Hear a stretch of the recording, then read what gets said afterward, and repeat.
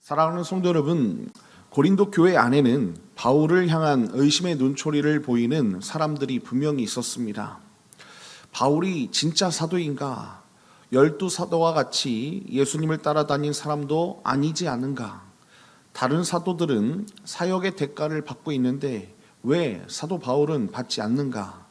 혹시 자기 자신도 사도가 아니라는 것을 스스로 인정하는 것이 아닌가? 이런 생각을, 이런 의심을 받았다는 것입니다.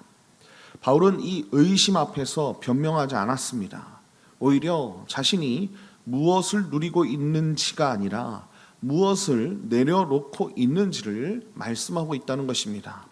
그리고 그 모든 내려놓음 뒤에 흐르는 한 단어가 있습니다. 바로 소망입니다. 오늘 본문은 우리에게 묻고 있습니다. 당신은 무엇을 의지하여 복음의 길을 걸어가고 있는가? 당신이 가진 권리인가? 아니면 하나님이 약속하신 소망인가? 라는 것을 우리에게 묻고 있다는 것입니다. 자, 바울은 자신을 판단하는 자들 앞에서 무엇으로 자신의 사도직을 지금 드러내고 있는지를 함께 묵상하겠습니다. 자, 첫 번째는 이것입니다. 첫 번째는요, 복음의 일꾼은 주께 부르심을 받은 자리에 선다는 거예요. 자, 오늘 본문 1절과 2절을 보면 이렇게 말씀하고 있습니다. 내가 자유인이 아니냐, 사도가 아니냐, 예수 우리 주를 보지 못하였느냐, 주 안에서 행한 나의 일이 너희가 아니냐, 다른 사람에게는 내가 사도가 아닐지라도 너희에게는 사도이니 나의 사도됨을 주 안에서 인친 것이 너희라 라고 말씀하는 것을 볼 수 있습니다. 여러분, 사도 바울은 네 가지 질문을 연이어서 던지고 있습니다. 나는 자유인이 아니냐, 사도가 아니냐, 주 예수를 보지 못하였느냐, 주 안에서 행한 나의 일이 너희가 아니냐라는 이 질문입니다. 여러분, 이 네 가지 질문은요, 사도 바울의 사도직의 네 기둥이나 마찬가지입니다. 그리스도 안에서 누린다는 자유, 주께서 친히 세우신 사도의 직분, 그리고 다메섹 도상에서 만난 부활하신 예수님, 그리고 그가 세운 고린도 교회, 이 가운데 바울이 가장 무게를 두는 것은 마지막 기둥인 그가 세운 고린도 교회라는 것입니다. 여러분, 2절 보니까 뭐라고 말씀하고 있습니까? 다른 사람들에게는 내가 사도가 아닐지라도 너희에게는 사도이니 나의 사도됨을 주 안에서 인친 것이 너희라 라고 말씀하고 있지 않습니까? 여러분, 여기서 인친 것에서 인이라는 이 단어는요, 단순한 도장이 아닙니다. 어떤 직분이 진짜라는 것을 눈으로 보여주는 공식적인 증거를 뜻하는 말이에요. 사도 바울은 고린도 교회의 성도들 한 사람 한 사람의 그 변화를 자신의 사도직을 증명하는 살아있는 증거로 제시하고 있다는 것입니다. 여러분, 사람들의 평가가 아니라는 거예요. 주님께서 그를 통해 빚어가신 교회 자체가 그의 부르심을 말씀해 주고 있다는 것입니다. 자, 3절도 한번 읽어보면 이렇게 말씀하고 있어요. 3절입니다. 나를 비판하는 자들에게 변명할 것이 이것이니 라고 말씀하는 것을 볼 수 있습니다. 여러분, 여기서 비판하는 자들은 악의를 가지고 헐뜯는 자들이라기보다는요, 자기 지식과 기준으로 바울을 심사하고 판단하는 사람들을 뜻합니다. 바울은 그들 앞에서 자기 학벌을 자랑하지도 않았고요, 경력을 늘어놓지도 않았습니다. 오직 주님이 나를 어떻게 세우셨는가, 주님이 나를 통해 무엇을 행하셨는가를 조용히 가리키고 있다는 것입니다. 사랑하는 성도 여러분, 우리도 살다가 보면은요, 주님이 주신 자리가 흔들릴 때가 있어요. 사람들의 평가가 우리에게 차갑게 들릴 때가 있고 나의 수고가 인정받지 못하는 그런 때가 있다는 것입니다. 여러분, 그러나 우리의 부르심은 사람의 평가에 매여 있지 않은 줄 믿습니다. 주님이 나를 그 자리에 세우셨고 주님이 그 자리에서 나를 통해서 일하고 계시다는 것을 여러분들이 믿어 의심치 마십시오. 오늘 하루 사람의 시선이 아니라 나를 부르신 우리 하나님의 시선 안에 다시 한번 우리 자신을 세우고 정말로 하나님 앞에 내가 무엇을 하고 어떤 열매를 맺고 있는지를 잘 점검하는 저와 여러분 다 되시길 예수님의 이름으로 축원드립니다. 자, 그렇다면 부르심 받은 일꾼에게 주어진 권리는 어떤 모습인가라는 것입니다. 자, 두 번째는 이것입니다. 두 번째는요, 복음의 일꾼은 마땅한 권리를 복음 앞에 내려놓는다는 것입니다. 자, 오늘 말씀 4절부터 6절을 보면 이렇게 말씀하고 있습니다. 우리가 먹고 마실 권리가 없겠느냐? 우리가 다른 사도들과 주의 형제들과 게바와 같이 믿음의 자매된 아내를 데리고 다닐 권리가 없겠느냐? 어찌 나와 바나바만 일하지 아니할 권리가 없겠느냐라고 말씀하고 있습니다. 여러분, 바울은 세 가지 권리를 연이어서 말씀하고 있지요. 교회로부터 먹고 마실 공급받을 권리에 대해서 이야기하고 있습니다. 믿음의 동반자 아내를 데리고 사역할 수 있는 그런 권리, 그리고 다른 일을 하지 않고 사역에만 전념할 권리. 여러분, 이 세 가지는 다른 사도들과 베드로도 누렸던 그런 지극히 정당한 권리였습니다. 그런데 사도 바울은 우리에게 권리가 있지 않느냐라고 묻고는 정작 자신은 그 권리를 뭐해요? 사용하지 않았다라고 말씀하고 있지 않습니까? 바나바와 함께 자비량으로 일하면서 복음을 전하는 길을 택했다는 말을 하고 있는 거예요. 왜 이렇게 했습니까? 복음의 걸림돌이 되지 않기 위해서 사도 바울이 이렇게 자신의 모든 것을 내려놓은 거예요. 혹시라도 저 사람은 돈을 받으려고 전도하는 것이 아니냐라는 이런 의심의 한 줌이라도 버리려고요. 이 복음을 전하는 것을 가리지 않도록 바울은 마땅히 누릴 권리조차 스스로 내려놓았다는 것입니다. 자, 7절을 보면 또 이렇게 말씀하고 있습니다.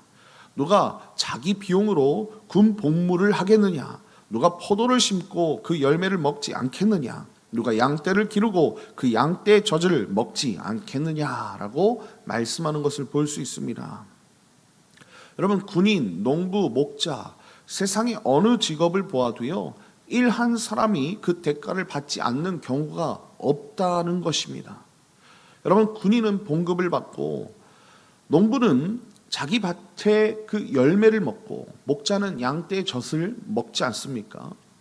세상의 상식조차 그러한데 바울은 그 상식의 권리마저 내려놓았다는 것입니다. 여러분, 이것은 세상의 상식을 뛰어넘는 복음의 선택이었다는 거예요. 사랑하는 성도 여러분, 오늘 우리에게 본문은 묻고 있습니다. 나는 무엇을 마땅한 내 권리로 붙들고 있는가라는 거예요. 그리고 그 권리가 혹시 누군가의 믿음의 걸림돌이 되고 있지 않은가? 내 시간, 내 물질, 내 자유, 내가 옳다고 여기는 그 주장 한마디까지 복음 앞에 내려놓아야 할 그런 것이라는 것입니다. 이 내려놓음은 우리의 의지로 되지는 않을 거예요.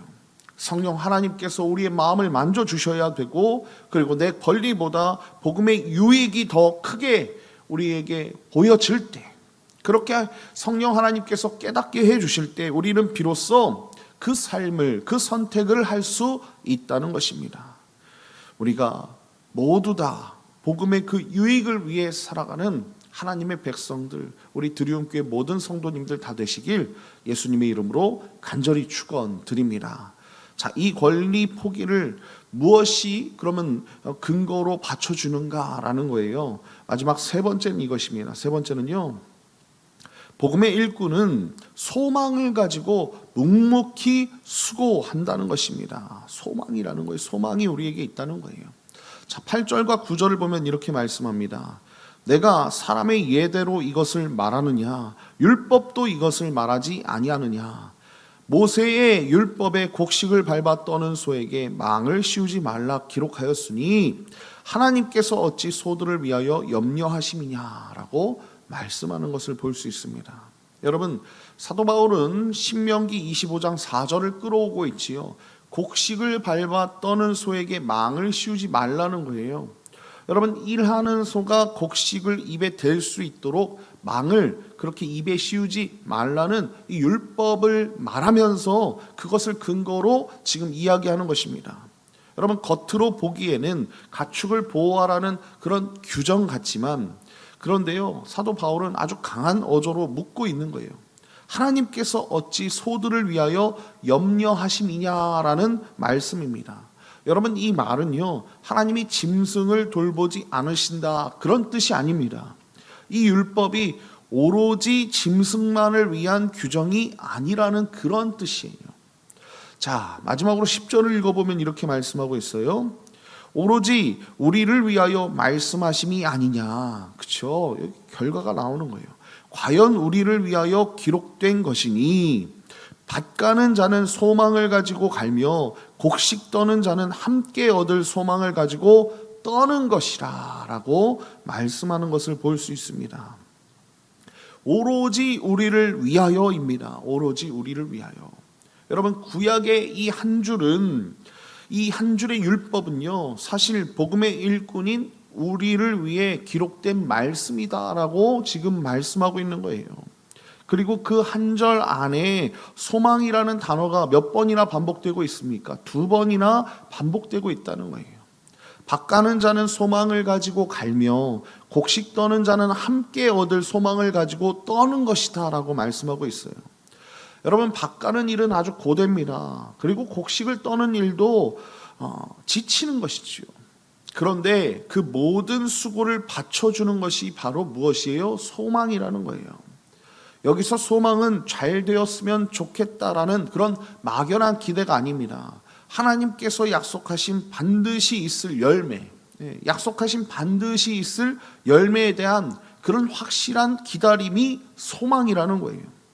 사도 바울이 자신의 권리를 모두 내려놓고도 지치지 않고 그 복음을 전할 수 있었던 이유가 바로 여기에 있었다는 것입니다.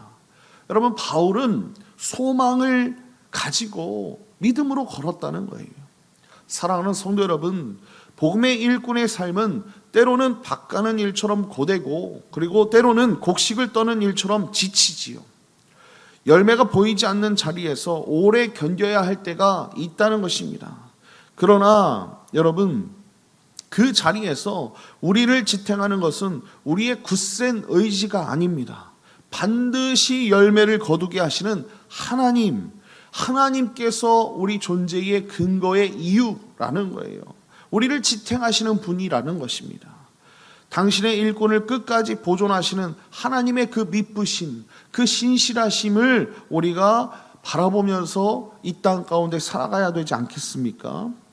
오늘 하루 가정과 직장과 교회 안에서 열매가 더디 보이는 그 자리에서도요, 하나님이 주신 그 소망을 붙들고 한 걸음 한 걸음 더 묵묵히 걸어가는 저와 여러분 다 되시길 예수님의 이름으로 간절히 축원드립니다. 결론입니다. 이동원 목사님의 너희는 솔로몬에게 배우라라는 이 책에 담겨있는 영등포 교회의 원로이셨던 고 방지일 목사님의 이야기입니다. 이동원 목사님이 섬기시던 교회에 방지일 목사님이 강사로 오셨을 때 그분은 이미 101세였다고 합니다. 강단에 의자를 마련해 드리고 앉아서 설교하시라고 권했지만 방지일 목사님은 1시간 동안 서서 말씀을 전하셨다고 해요. 그분은 중국에서 20년 이상 선교사로 봉직하셨고, 그리고 영등포교회에서 목회하시는 동안에도 평생 월요 교역자 성경 공부를 인도하셨다고 합니다. 그분께 성경 지도를 받고 따라갔던 그 목사님들이 2,000명이 넘는다고 해요.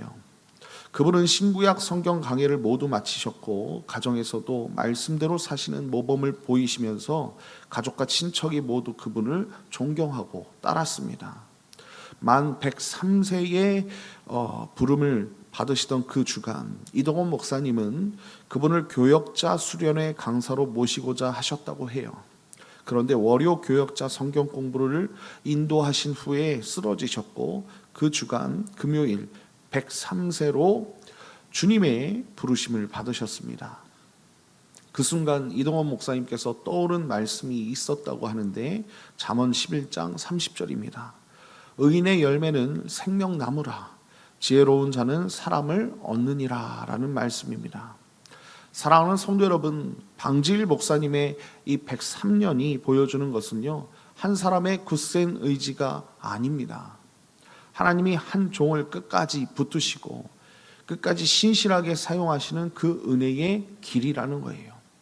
그분의 마지막 자리는 강단도 명예도 아니었습니다. 교역자들과 성경을 펴놓은 그 자리, 밭가는 자가 소망을 가지고 가는 그 자리였다는 거예요. 오늘 본문이 우리에게 묻습니다. 나는 무엇을 가지고 복음의 길을 걸어가고 있는가? 복음의 일꾼은 주께 부르심 받은 자리에 서고 마땅한 권리를 복음 앞에 내려놓으며 하나님이 약속하신 소망을 가지고 묵묵히 수고하는 것입니다.